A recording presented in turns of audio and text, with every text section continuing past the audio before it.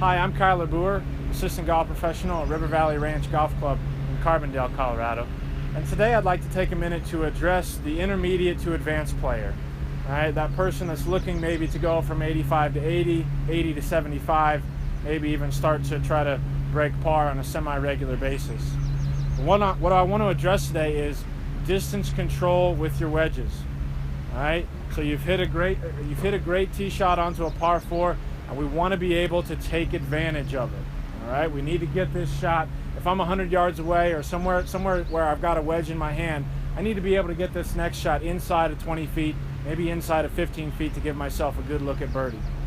The first thing I need to do is be able to come up with a stock yardage for each of my wedges. All right, at this level of your game, you're probably playing with 4 wedges: lob wedge, sand wedge, gap wedge, and pitching wedge. Okay, we need to come up with a stock yardage for each one of those.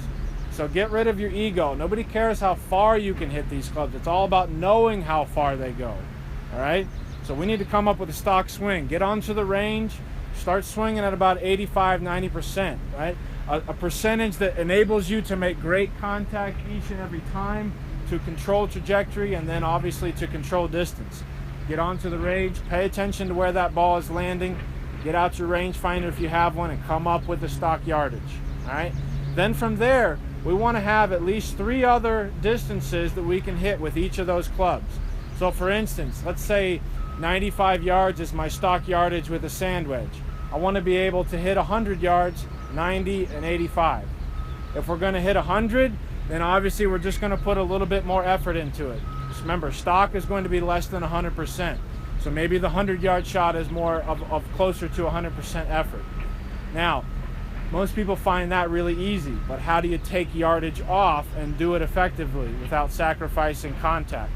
If I want to take 5 yards off, all I'm going to do is grip about 1 inch to 1.5 inches lower on the club and make the same exact swing. The shorter lever, right, will help decrease the distance. That's my 90-yard shot. But if I want to hit at 85, I do need to alter my swing just a little bit. I'm still going to grip 1.5 inches lower on the club. And what I'm going to do is cut off my follow-through. I'm going to make the same backswing and then cut off my follow-through to decrease the distance. Okay, so here's a normal swing. All right, that would be my 90-yard shot since I'm gripping down. 85 would look like this, where I just cut that follow-through off here and I don't go all the way around. That's going to help me decrease effort, and as a result, I'm going to be able to control distance.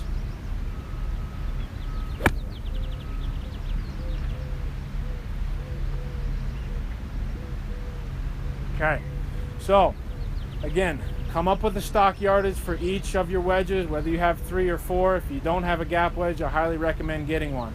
But have 4, be able to hit 4 very specific yardages, 5 yards apart for each of those clubs, and you'll start to see your proximity to the hole really narrow in, and you'll start to make a lot more birdies. Thanks for watching.